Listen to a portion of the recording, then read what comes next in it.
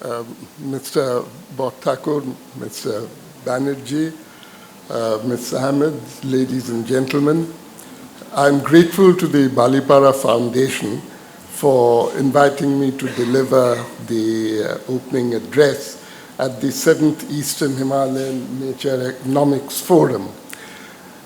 During the 2 days of the forum, we will be covering a wide range of issues concerning the Eastern Himalayas.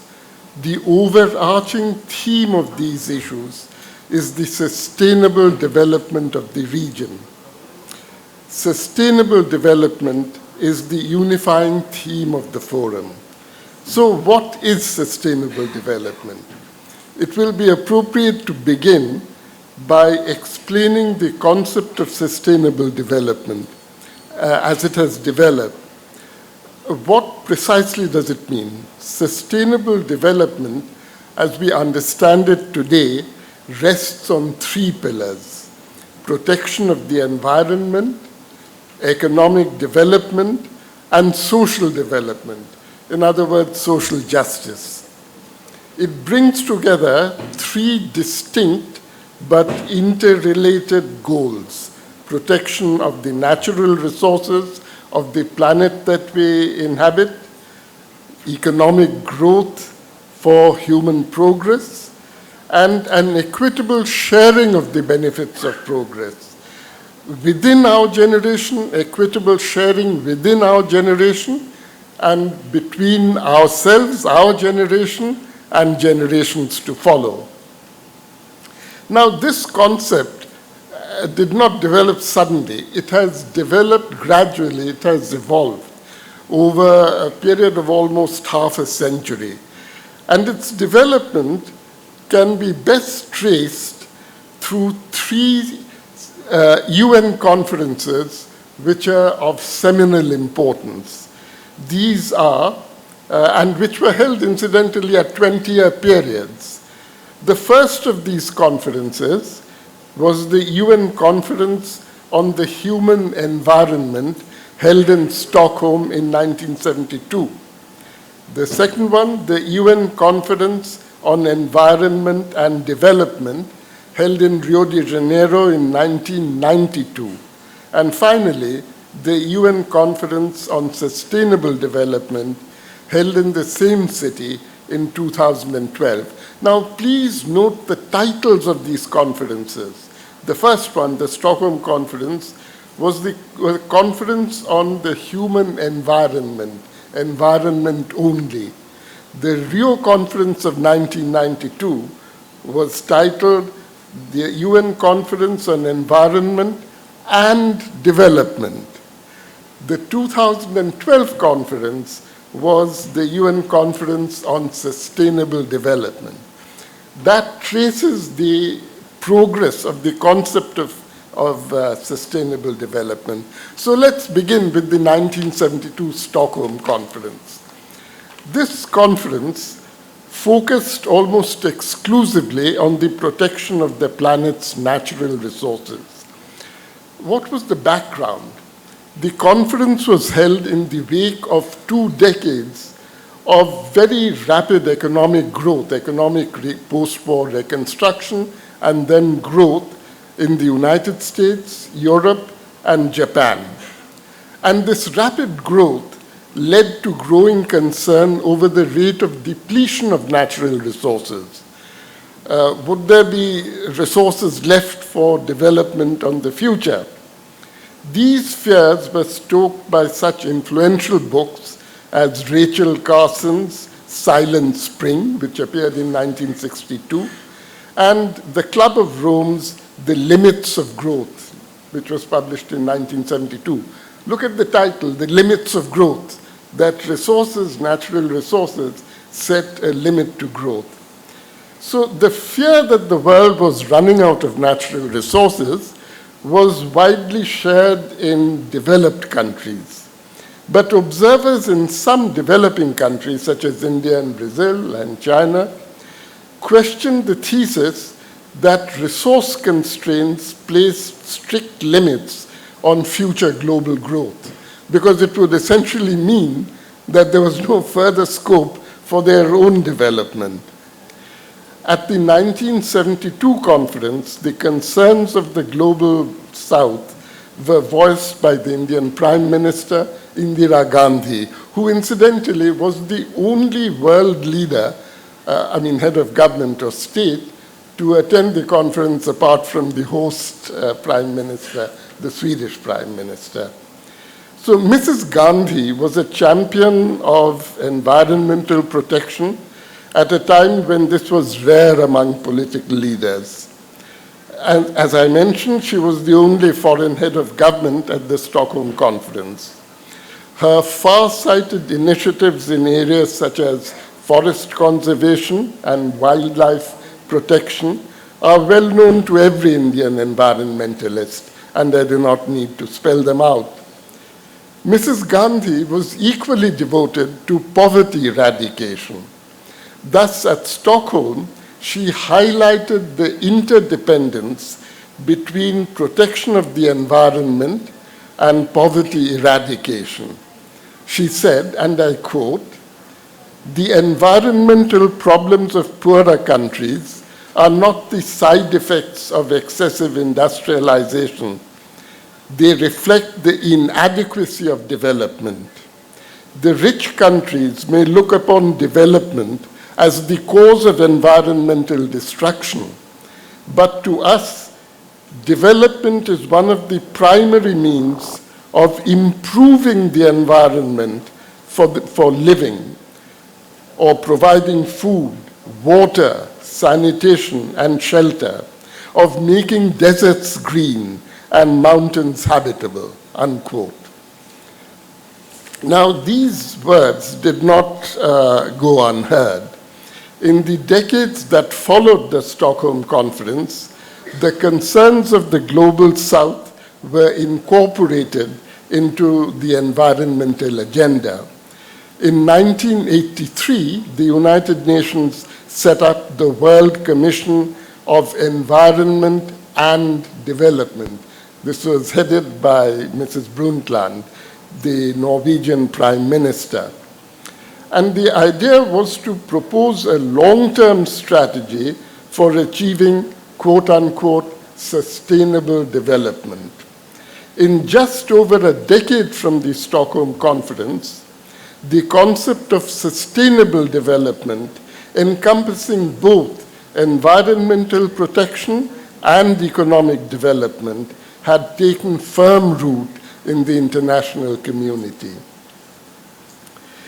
The Rio Summit in 1992 was appropriately called the UN Conference on Environment and Development.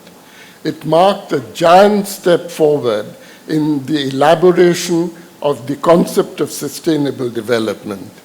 Unlike the Stockholm Conference, held 2 decades earlier, the Rio Conference explored the interlinkages between the state of the environment and patterns of economic development.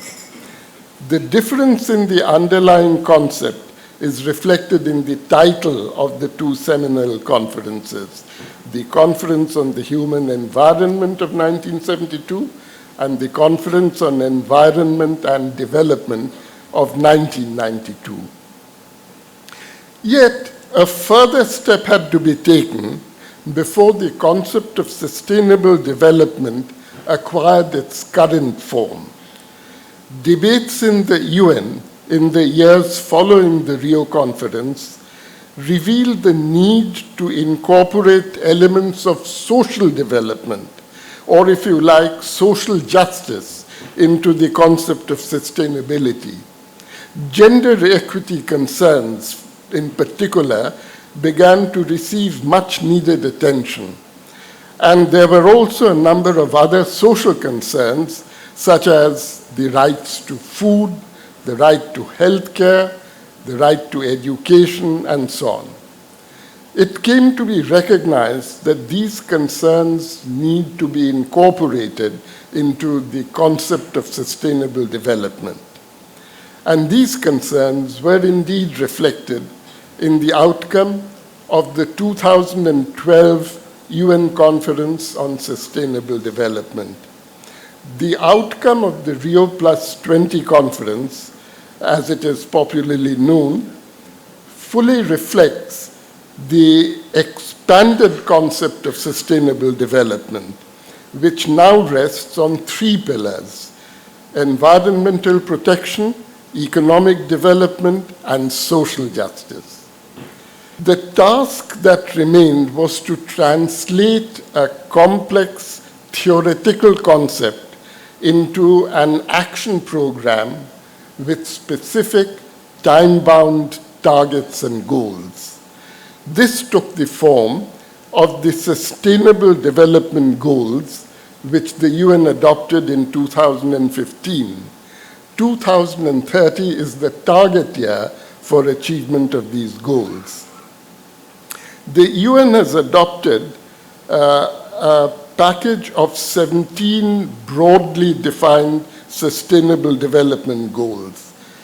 These cover such diverse concerns as eradication of extreme poverty, provision of quality education for all, gender equality, responsible consumption and production patterns, clean water, sanitation, affordable and clean energy, climate action and protection of life on land and below water.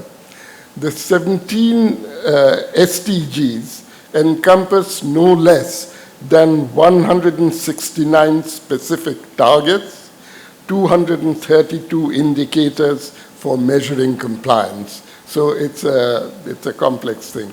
Incidentally, the program which you have has a nice sort of chart, a diagram, setting out these SDGs.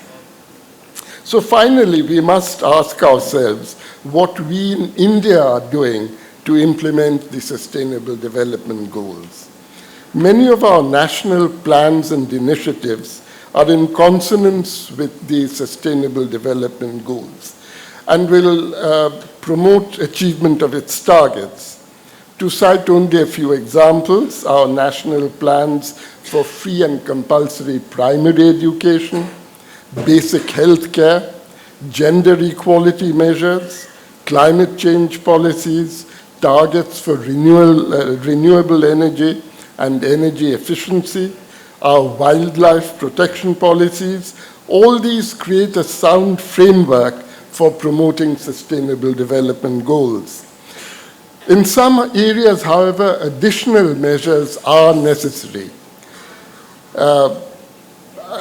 Just to name a few, coastal fisheries, for example, the government of India has entrusted the Niti Aayog with the task of coordinating and overseeing implementation of the Sustainable Development Goals. And the Niti Aayog has already published an India baseline index covering 13 of the 17 Sustainable Development Goals and setting out 62 national indicators. The report provides data on state-wise basis to facilitate comparison. So you have a baseline for each state. The baseline compilation will enable us to monitor progress towards timely achievement of the Sustainable Development Goals, and it will also help us to take such supplementary or remedial measures as may be necessary. Finally, the task of ensuring progress in achieving sustainable development is too important to be left to the government alone. In a democracy, public opinion provides an essential stimulus for governmental action. Research institutions and NGOs play an important role, a crucially important role, by educating public opinion and undertaking independent initiatives for promoting sustainable development.